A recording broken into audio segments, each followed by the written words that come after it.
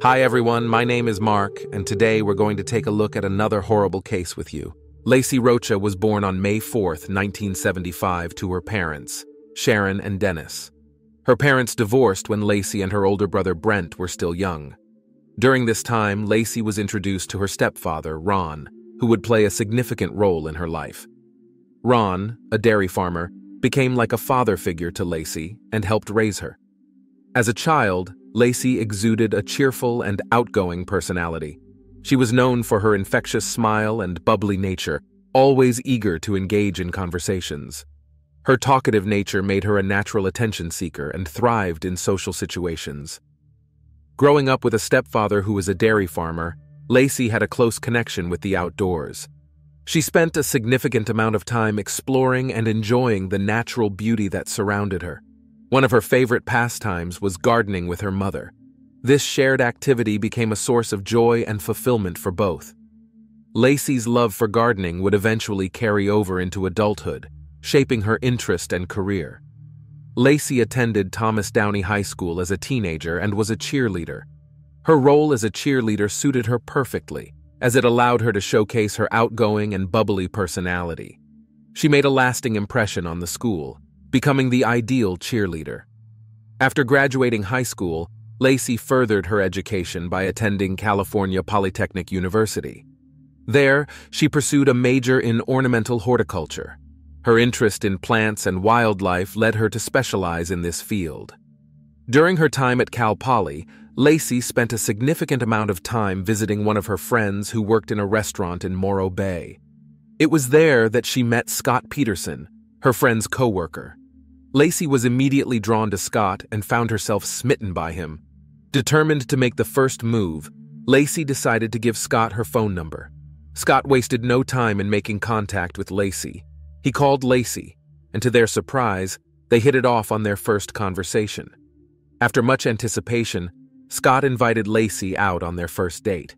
Laci and Scott's first date was a deep-sea fishing trip. Unfortunately, things didn't go as planned for Laci. She became seasick during the outing. Despite the disastrous start, Laci and Scott continued to see one another. Their relationship grew more serious over time, and they decided to move in together. Before meeting Laci, Scott had dreamed of pursuing a career as a professional golfer. However, as their relationship progressed, his priorities shifted, and he made the decision to focus on a business path. In 1997, Laci graduated from Cal Poly. Scott graduated the following year. Their graduation marked the beginning of a new chapter in their lives, with their future seemingly filled with endless possibilities. On August 9, 1997, Laci and Scott exchanged vows in San Luis Obispo County's Avila Valley. The picturesque setting at a beautiful resort provided the perfect backdrop for their special day. Surrounded by their loved ones, they celebrated their love and declared their commitment to each other.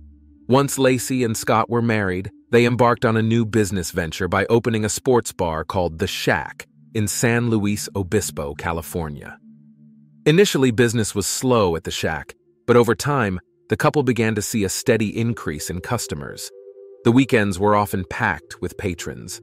In 2000, after several years of successful operation, Laci and Scott made the difficult decision to sell The Shack. While the bar had provided them with a good source of income, they decided it was time to move on and explore new opportunities. After carefully considering their options, they finalized the sale of The Shack and relocated to Laci's hometown of Modesto, California. Laci and Scott purchased a 3-bedroom, 2-bath home in an upscale neighborhood in October 2000. After Laci and Scott moved to Modesto, California, she took a part-time job as a substitute teacher. On the other hand, Scott was employed by a European fertilizer company branch.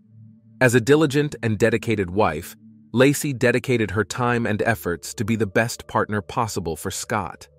She excelled in cooking, cleaning, and being attentive, ensuring their home was always warm and welcoming. In 2002, the couple received exciting news. They were expecting a baby. The pregnancy due date was set for February 10, 2023. Upon learning the gender of the baby, they excitedly announced that Laci and Scott were expecting a boy. They eventually settled on the name Connor for their little bundle of joy. On December 24, 2002, Scott claimed he left the house to fish at the Berkeley Marina at 9:30 a.m. According to Scott, Laci had a busy day ahead of her when he left. She was watching the talk show, Martha Stewart, preparing to clean the floor, bake Christmas cookies, and take their golden retriever, Mackenzie, for a walk at the park. However, one of Laci and Scott's neighbors discovered Mackenzie outside her home around 10:30 a.m. The neighbor then walked Mackenzie back to Laci and Scott's house and left her in the backyard. When Scott returned home from fishing that afternoon, he claimed the house was empty. Mackenzie was in the yard, but Laci was nowhere to be found. Her car was still parked in the driveway. Scott said that after he got home, he showered and laundered his clothes, which he said got dirty and wet from fishing. After Scott stepped out of the shower on Christmas Eve, he noticed Laci was nowhere to be found. Growing increasingly concerned, he decided to reach out to Laci's mother and stepfather, Sharon and Ron. Unfortunately, neither had heard from her the entire day, leaving them both worried about her safety. As time went by and Laci remained missing, Scott and Sharon decided to report her disappearance to the police around 6 p.m. They emphasized to the police how crucial it was to find Laci, as she was 7 months pregnant with their baby, Connor. The police were questioning Scott about what he did and where he was on the day his wife disappeared. According to Scott, he went fishing at the Berkeley Marina, located approximately 90 miles from his and Laci's home in Modesto. However, the police would later say that from the start of their investigation, they had suspected foul play in Laci's disappearance. Despite this, during the initial hours after Scott and Sharon filed a missing person report, the police did not treat Laci's case as suspicious. As the search for Laci continued, Laci's family defended Scott. To the outside world, Scott and Laci appeared to be an ideal couple, making it unimaginable for anyone to consider him capable of harming his pregnant wife. However, as the investigation into Laci's disappearance progressed, the police grew increasingly suspicious of Scott. Almost a month after Laci disappeared, the police made a shocking discovery regarding Scott Peterson. Through their investigation, they learned that he had engaged in 2 extramarital affairs and also had a long-term relationship with a woman named Amber Frey while he was married to Laci. Amber Frey came to the police's attention when she contacted them on December 30th, 2002. She revealed that she had been having an affair with Scott after she discovered that he was a person of interest in his wife's disappearance. Amber informed the police that she had first met Scott on November 30th, 2002, and had the impression that he was single. However, just 2 weeks before Laci disappeared, Scott told Amber that he was a widower and that this Christmas would be the first holiday season without his wife. Upon hearing this shocking information from Amber, the police began to wonder if it was an indication that Scott had already made the decision to murder his pregnant wife. In an effort to gather evidence against Scott, the police requested that she talk to him on the phone while being recorded. Their aim was to catch a potential confession on tape. The police told Laci's family about Scott's affairs. According to Sharon, Laci's mother, it was when the police showed her a picture of Scott and Amber together that she finally realized Scott was guilty of killing Laci. Several days after Laci's family learned about Scott's extramarital affairs, they announced that they would no longer support him. During the time Laci went missing, the search for her was extensive and involved various resources: helicopters, police on horseback, canine units, bikes, and water rescue units on rafts were all utilized to help locate the missing pregnant woman. The involvement of not only the police, but also Laci's loved ones and many volunteers made the search for her even more comprehensive. Over 900 people showed up during the first 2 days to assist in the search. At a press conference, one of the police officers working on Laci's case expressed doubts that Laci had left her house on December 24, 2002, of her own free will. Laci's disappearance became a media sensation, and the story of a beautiful, devoted wife and daughter missing from her home on Christmas Eve was captivating for tabloids. The spotlight on Laci's case intensified as the public sought answers and speculated about her disappearance. After Laci Peterson went missing on December 24, 2002, a reward of $25,000 was initially offered for any information leading to her safe return. However, as time went on with no leads, the amount was increased to $500,000. In an effort to raise awareness and gather information, posters of Laci were prominently displayed in Modesto, California. One of Laci's friends' husbands created a website to help spread the news. Several months after Laci Peterson disappeared, a couple walking their dog on April 13, 2003, came across a horrifying discovery in a marshy area of the San Francisco Bay at Richmond's Point Isabel Regional Shoreline Park. They discovered the decomposing body of a male infant. The following day, another person found the body of a pregnant woman on the shore of the east side of the bay shore. This area was approximately 1 mile away from where the baby was found. On April 18, 2003, DNA tests confirmed that the bodies discovered were indeed Laci and her unborn son, Connor. Laci and Connor were buried at Burwood Cemetery. The Associated Press would later reveal that during the autopsy, the medical examiner found 1.5 loops of nylon tape around the baby's neck, and a significant cut was on his body. According to the medical examiner, Laci had 2 cracked ribs, her upper torso had been emptied of internal organs, and she was missing her head and limbs. During the autopsy, the medical examiner determined the baby died in utero and was expelled from Laci's body after she died. Agents from the FBI and officers with the Modesto Police Department conducted a search at the residence of Scott and Laci, seeking any evidence of their involvement in Laci's disappearance. This search revealed several intriguing clues, including a piece of hair found in Scott's pliers that he kept on his fishing boat. The FBI obtained a DNA sample from the hair and conducted further analysis. Laci was found to be a match.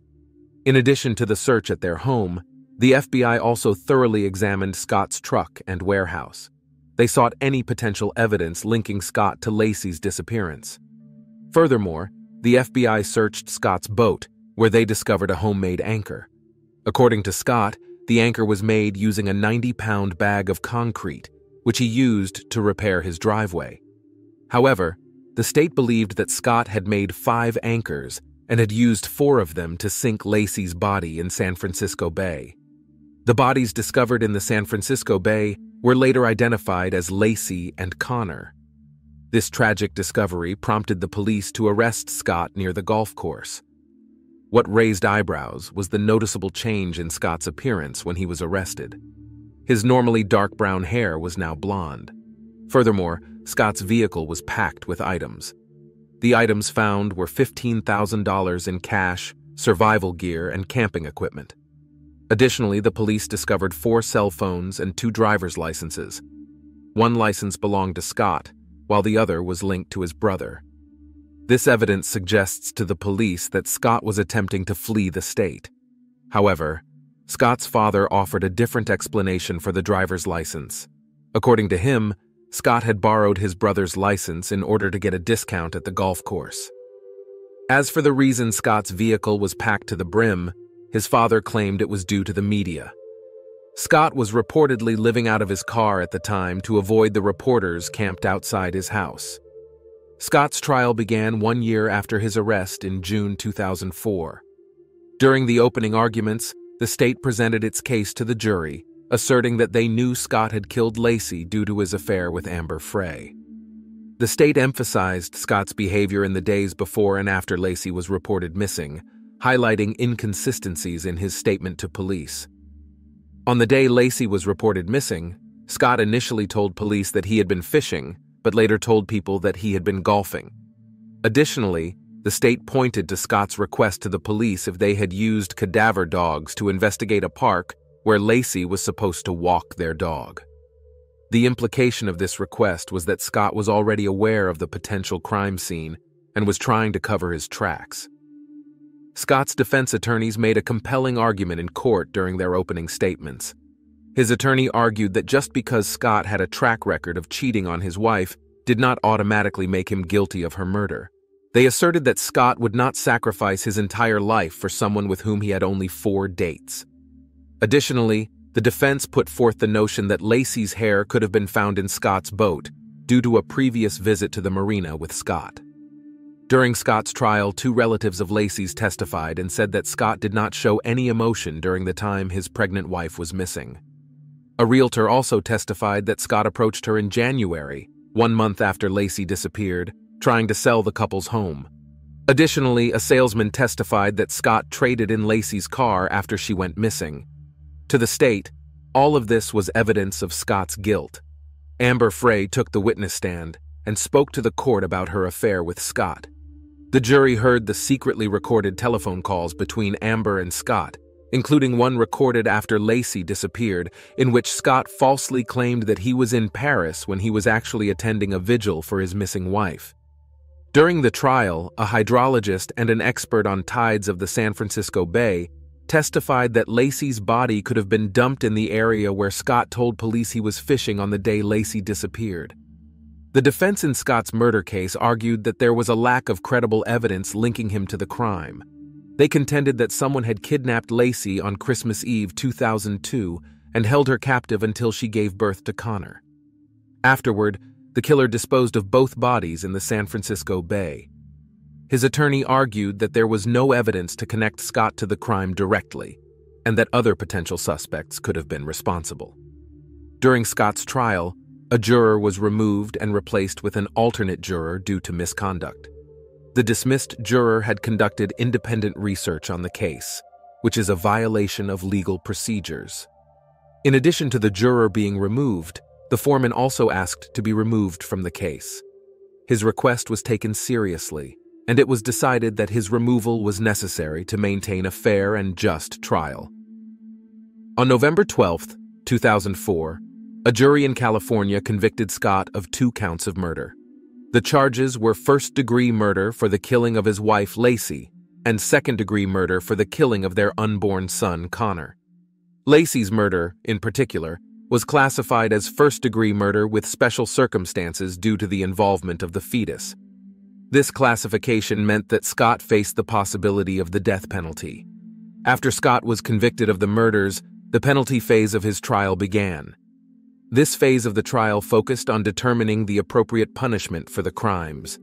During this phase, the jury was required to consider various factors, including Scott's criminal history, aggravating circumstances, and mitigating circumstances.